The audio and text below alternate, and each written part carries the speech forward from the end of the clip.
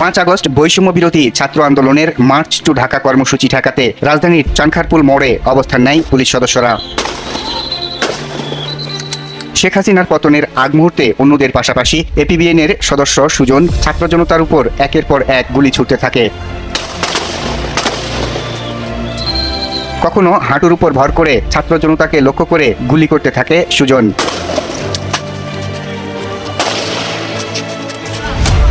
কখনো শুয়ে থেকে নিখুঁত নিশানায় গুলি চালাতে দেখা যায় তাকে।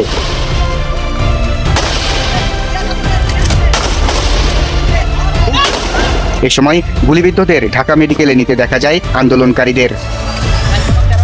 ঘাতক সুজন হোসেন এপিবিএন 13 উত্তরায় কর্মরত ছিলেন। গত 28 জুলাই থেকে 17 আগস্ট পর্যন্ত তিনি পুলিশ লাইন্সে কর্মরত ছিলেন। পরে তাকে পুনরায় এপিবিএনে ফেরানো হয়।